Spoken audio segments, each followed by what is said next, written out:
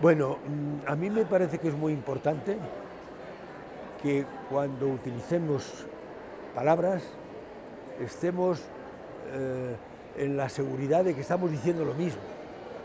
Tú me hablas de educación, pero frecuentemente se confunde con instrucción. Entonces yo quiero recordar que la palabra educación, el concepto de educación, tiene dos pilares fundamentales.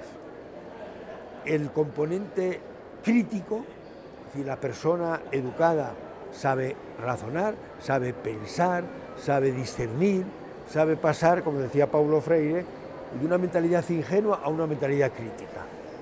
Pero tiene otro componente, que es el componente ético. Y el componente ético pues, nos lleva a valores como la solidaridad, la compasión, el respeto a la dignidad de las personas. ¿Por qué digo esto? Porque frecuentemente cuando decimos educación lo estamos asimilando a mera instrucción, que es tener la cabeza llena de conocimientos, llena de datos, pero desposeídos de la capacidad de pensar y de los valores. Y también hay que distinguirlo, el concepto de educación, del de socialización. Es decir, una persona socializada es la que en el transcurso de su historia accede a un buen puesto, accede a un buen trabajo, accede a una buena remuneración, a un puesto en la sociedad. Esa persona que está bien socializada, está bien educada, no lo sé. Porque para que esté bien educada, a mi juicio, tiene que tener esos dos elementos. Es capaz de analizar qué pasa en la sociedad. Porque en la sociedad no todo es bueno. Y como también tiene el componente ético, sabe que es bueno y que es malo, pero sabe adherirse y luchar por el bien, por la igualdad, por el respeto a la dignidad de las personas. Y finalmente, ojo que algunas personas confunden educación con adoctrinamiento. Y el adoctrinador no es un maestro, el adoctrinador es un fanático y niega la libertad. Y al imponer los valores por la fuerza los destruye. Entonces me parecía muy importante que cuando tú me hablas de educación estuviéramos entendiéndonos de qué es lo que decimos. Y por consiguiente, cuando tú me preguntas qué papel desempeña la educación en la recuperación de una normalidad después de un cataclismo como es la pandemia, me parece que es fundamental reconstruir una comunidad en torno a los valores y en torno a la sabiduría, no solo a la información. Y eso requiere, en la Argentina, en Homo Sapiens, hemos hecho un libro, ¿qué escuela para después de la pandemia? Y yo redacté un capítulo y lo titulé Una pantalla no es una escuela. ¿Por qué? Porque la escuela y la educación están en el entramado de las relaciones, en el entramado de los encuentros, en el entramado del diálogo, en el entramado del debate, de la comunicación, y eso no nos lo da una pantalla. Para mí el educador desempeña la tarea más decisiva, más importante, más hermosa también, que se le ha encomendado al ser humano en la historia. Va a trabajar con la mente y va a trabajar con el corazón de las personas. Eso no lo puede hacer convirtiéndose en un mero ejecutor, en un mero aplicador de un currículum que está alejado de la vida, que está alejado de la realidad, que está alejado de las necesidades de las personas, de las expectativas. Y a mí algunas veces las escuelas se me asemejan a barcos en alta mar con toda la tripulación extenuada. Unos en las máquinas, otros en las cocinas, otros en la limpieza, ajetreados. Y alguien pregunta, ¿para dónde va el barco? Y algunas veces la tripulación, desde el último grumete al capitán, si son sinceros tendrían que decir, estamos tan ocupados que no sabemos. Pero yo creo que es muy importante este pensamiento. No hay nada más estúpido que lanzarse con la mayor eficacia en la dirección equivocada. Porque si yo a ese equipo de profesionales que están en una escuela le preguntas, ¿ustedes qué quieren hacer aquí? ¿Qué pretenden? Y me dijesen, como muchas veces se dice, en el papel, queremos tener ciudadanos críticos, queremos tener ciudadanos creativos, queremos tener ciudadanos y ciudadanas solidarios. Y la pregunta fundamental es, ¿los estamos haciendo? O salen críticos o salen adocenados, salen creativos o salen repetitivos, salen solidarios o salen competitivos. Es que esta pregunta es fundamental. Es como si tuviéramos una facultad o una institución para enseñar a nadar y nunca supiésemos si se ahogan o saben nadar. Y hecha esta pregunta, que es imprescindible, hay dos cuestiones muy importantes. Primero, hay que comprobar, pero segundo, hay que explicar por qué. Vamos a suponer que se ahogan todos. Y yo, desde esa institución que enseña a nadar, puedo explicarlo diciendo que es que los organismos de esos nadadores no tienen las cualidades necesarias para nadar bien, y que su actitud y su esfuerzo para aprender no existen, y que por consiguiente fracasan, se ahogan, pero por su culpa, no porque la institución no los haya preparado bien.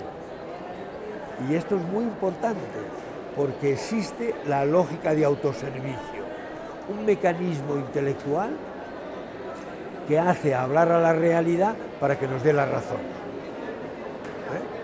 Hace poco, en una institución de México, no voy a decir cuál, la directora me estaba enseñando el espacio y al subir por una escalera imperial había un busto, una cabeza de una mujer. Y la directora me dice, mira, profesor, esta es una exalumna de nuestra institución, una mujer extraordinaria, una prócer. Me está diciendo, sin decirlo, que son tan buenos en esa institución que salen exalumnos tan maravillosos como esta mujer. Pero si yo ese día, en el periódico de la localidad, encontrase la noticia de que un grupo de exalumnos de esa institución ha cometido un adulterio colectivo, una violación colectiva y un asesinato múltiple, probablemente no me diga qué es lo que estamos haciendo. Probablemente me diga, es que estos no siguieron nuestras enseñanzas. Porque entonces todo lo que hacemos está bien, puede mantenerse, está bien, y los que tienen que mejorar son esos que no han seguido nuestras enseñanzas. Y la que siguió nuestras enseñanzas, que es esta persona prócer, da testimonio de los buenos profesionales que somos y de lo bien que hacemos las cosas. Yo creo que la sociedad no cambia por decreto, ni la escuela cambia por decreto. Es decir, un decreto no va a cambiar la actitud, no va a cambiar las concepciones, no va a cambiar los principios, puede cambiar la estructura, puede cambiar el currículum. A lo que voy es a que, previo a esta cuestión, o simultáneo, porque a veces se dice, hasta que no haya esto no se puede, no, o simultáneo. Si esta tarea de la educación, a mi juicio, la más importante que se haya encomendado en la historia, el ser humano, la tienen que hacer quienes, a mi juicio, en México y en todos los países del mundo, las personas más valiosas, más inteligentes, más competentes, las mejores personas de una sociedad.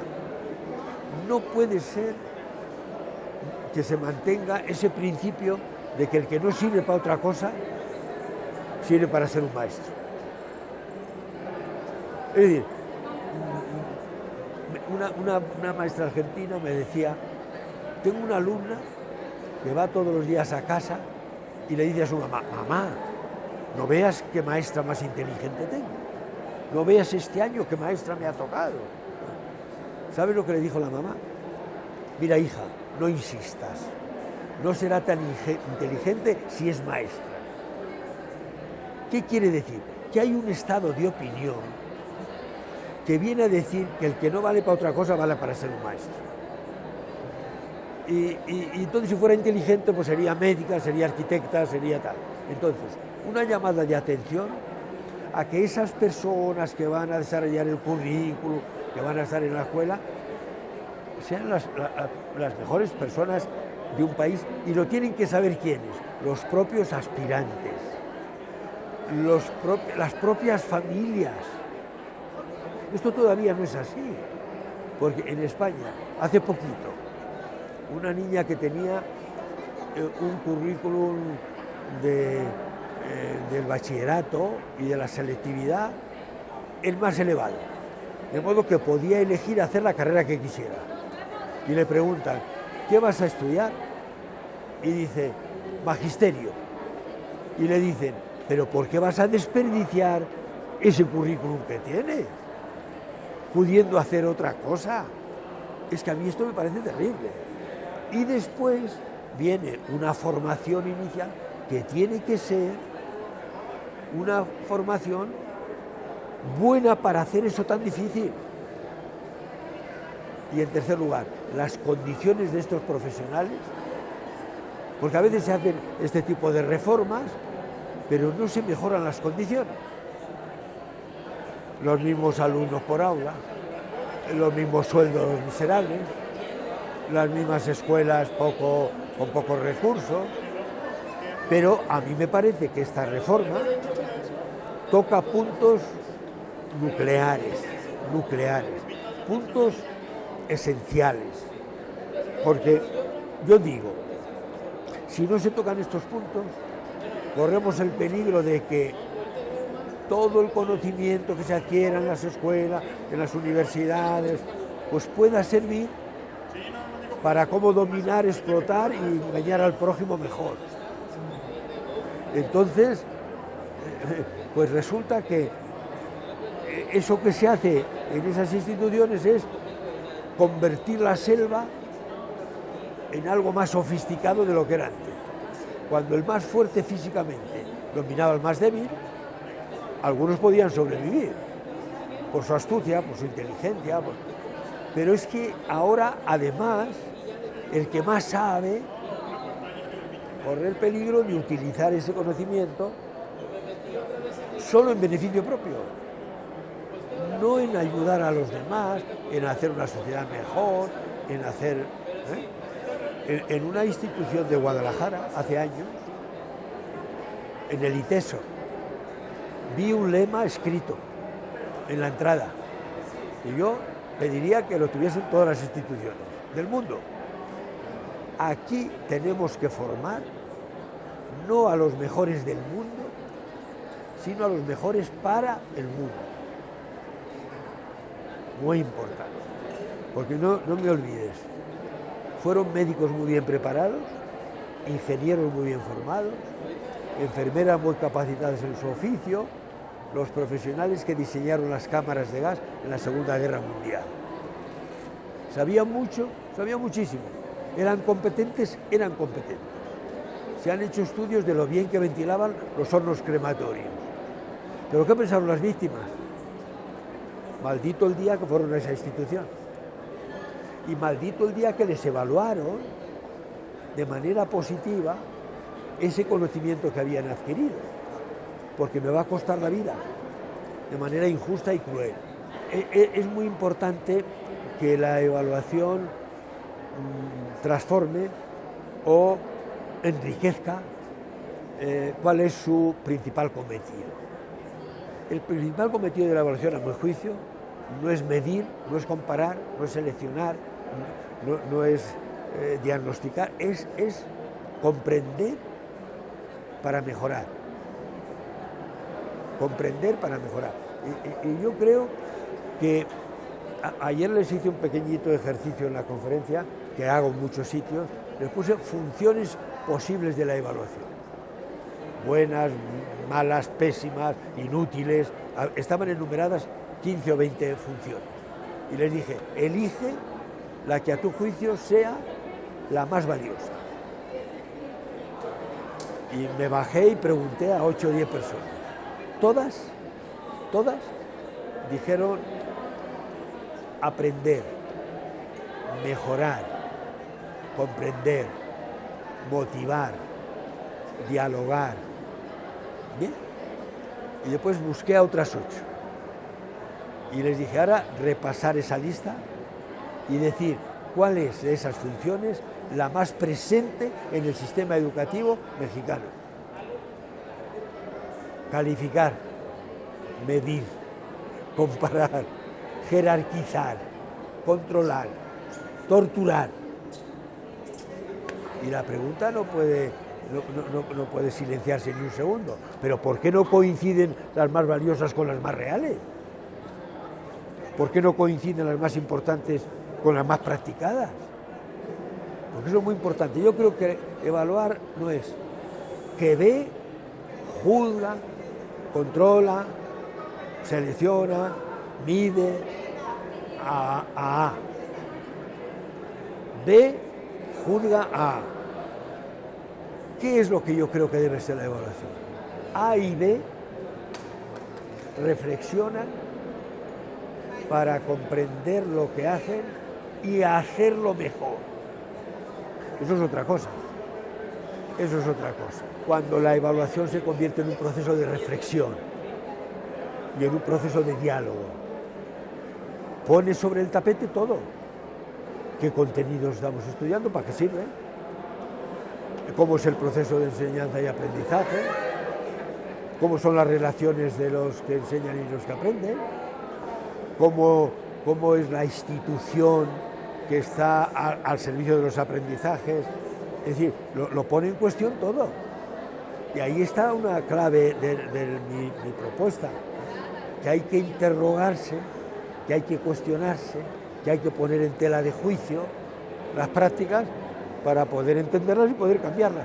Porque si no, nos entregamos a la rutina como la gran ley ¿cómo lo hacemos este año? Como el año pasado. ¿Cómo lo hacemos ahora? Como siempre lo hemos hecho. Oiga, ¿y si lo hacemos mal? ¿Y si el currículum no tiene que ver con la vida? ¿Y si los contenidos son contenidos que no despiertan ningún interés? ¿Y si las metodologías son desmotivadoras, autoritarias? ¿Y si la evaluación es pura repetición? Que solo, yo digo que una evaluación pobre genera un proceso de enseñanza y aprendizaje pobre. Si yo lo que tengo que hacer es repetir como un papagayo, el proceso de aprendizaje será memorizar. Pero las funciones más elevadas, crear, cuestionar, argumentar, no existen en la evaluación. Así es como se evalúa con el corazón. ¿Cómo se evalúa con el corazón? Bueno, a mí me parece que aquí hay un déficit muy importante.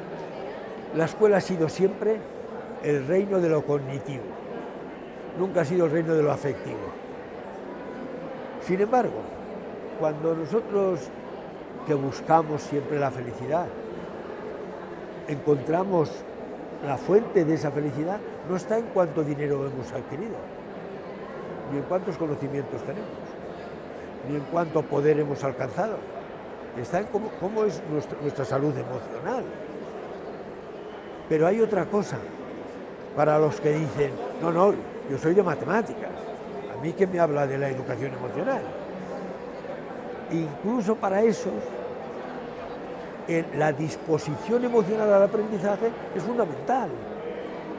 ¿Por qué? Porque el verbo aprender como el verbo amar no se puede conjugar en imperativo. Solo aprende el que quiere. Yo no le puedo decir a alguien, ahora te vas a enamorar, bueno, no quiero. Ahora vas a aprender, no quiero. Entonces, para que haya aprendizaje significativo y relevante, el constructivismo dice, sí, tiene que haber una lógica interna del conocimiento, una lógica externa, pero tiene que haber un deseo de aprender, una disposición emocional para aprender. Por eso dice Gabriela Mistral, si no eres capaz de amar, no puedes dedicarte a esta enseñanza, a esta tarea. Y yo digo, los alumnos aprenden de aquellos profesores a los que aman. Esta profesión de enseñar gana autoridad por el amor a lo que se enseña y el amor a los que se enseñan. Y por eso la evaluación también es un proceso de comunicación interpersonal que trata de empoderar al alumno y a la alumna, y que solo se puede realizar bien desde la comprensión de la persona, desde el conocimiento de esa persona, desde la estima de esa persona, desde el amor a esa persona. Y por eso yo titulé el libro Evaluar con el corazón. Como digo, enseñar desde y educar el corazón.